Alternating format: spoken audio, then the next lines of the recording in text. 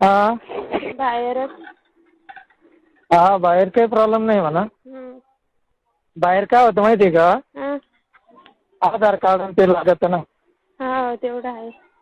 हा तेवढं आहे म्हटलं. आणि पैसे लय वेस्टेज जातील ना. हा हो आणि तेवढे पैसे तुम्हाला काम येईल ना. ते पण खरं आहे. हा ते पण खरं आहे. हा मग तेच ना. हे फोन साधा आहे कोणता आहे? साधा आहे. हा मग तेच ना. साधा आहे. नाहीतर जास्त एवढं टाइम कसं काय बोलले असतं तर. नाही साधा आहे. हा साधा आहे. हो का. हो. मी गुलमंडी छत्रपती संभाजीनगर मधून रमेश पाटील बोलतो. थोडं काम होतं. मी म्हणलं ताई एक विषय होता तुमच्याकडे, बोलू शकतो का 2 मिनिटं? बोला ना. ताई आता ते फोन आला होता मला. यांचं असं म्हणणं आहे की बाबा तुम्ही घरी येऊन जा, वापस जे पण झालं गेलं ते सोडून द्या, असं म्हणणं आहे त्यांचं. की बाबा ठीक आहे. माझं काय म्हणणं आहे माहिती आहे का ताई, ऐका ना, लोक बदमाश राहते. जेव्हा पण तरुण आहे तुम्ही त्यावर तुमच्या जे फिरतील बिरतील नंतर हाकलून देतील. माझं असं म्हणणं आहे की 2 लेकर नका सोडू तुम्ही, असं म्हणणं आहे माझं. हॅलो, ऐकते मी. म्हणलं 2 लेकर नका सोडू. कशाला दुसऱ्या माणसाच्या नादी लागून ते बरबाद व्हायचे काम आहे ना. आता तुमची एक रेकॉर्डिंग होती की बाबा ते म्हणे की तुम्हाला ते लॉजवर आधार कार्ड लागतं, पॅन कार्ड लागतं, तुला पैसे काम येतील तेवढे. तर बघा 2-3 हजारासाठी आपली इज्जत कशाला वाया घालायची ना. हो तर त्यांनी सांगून केलेलं आहे त्याला. काय म्हणले? त्याला सांगून केलेलं आहे मी ते. कोणाला? नवऱ्याला? हो.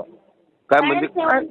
आणि मी गेले नव्हते. मग 1 मिनिट थांबा. हॅलो. हा हॅलो. हा बोला. म्हणलं त्यांना सांगून केलं म्हणजे कसं?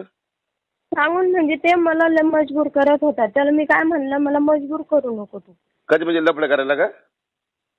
म्हणजे असंच हे करायचं तो. हो का. म्हणजे काही 1 मिनिट. हा बोला. म्हणलं काय म्हणजे असं त्यांनी मजबूर केलं म्हणजे कसं? म्हणजे तुला याचे फोन येते, तुला त्याचे फोन येतात, तू याच्या गाडीवर जाते, तू त्याच्या गाडीवर जाते. म्हणलं हे पाय, कामासाठी तर जावंच लागतं. बरोबर. पण आता ते डायरेक्ट तुमचं हे समजलं ना. आता मी पण तुमची रेकॉर्डिंग ऐकली. मागे एक तुमचा बाईट तो प्रचंड व्हायरल झाला होता ज्यावेळेस ते खरातचं वगैरे प्रकरण झालं होतं. आता तसंच एक प्रकरण सध्या पुण्यामध्ये गाजतं. एक व्यक्ती आहे ज्याचे पाय धुवून पाणी पिले जातात आणि जी गुरुपौर्णिमा आत्ताच होऊन गेली त्या दिवशीचं ते प्रकरण असल्याचं समोर येतं. महिलांच्या बाबतीत हा सगळा प्रकार घडतोय. आता महिलांच्या मुद्द्यावरतीच आपण सध्या सगळा हा चर्चा करतोय. तर ते पाय धुवून पाणी पिणं किती योग्य वाटतं तुम्हाला? किती वाईट. आता कोणतं आपण सांगा बरं. जितकं शिकले तितके हुकले असं झालं. किंवा त्यावेळेस आहे ना फक्त युद्ध होते जेव्हा देशासाठी लढणं होतं. पण आता महिलांचं आहे ना थोडंसं वेगळे प्रॉब्लेम चालू झालेले आहे.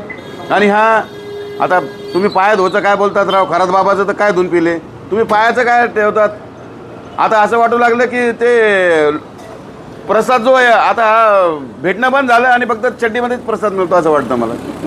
पाय धुवून पाणी पिणं हे एका पद्धतीने चुकीचंच आहे असं म्हणायला हरकत नाही. सामान धुवून पाणी पिलं पायावर धरून बसले राव तुम्ही बघितलं नाही का बाबाचे व्हिडिओ?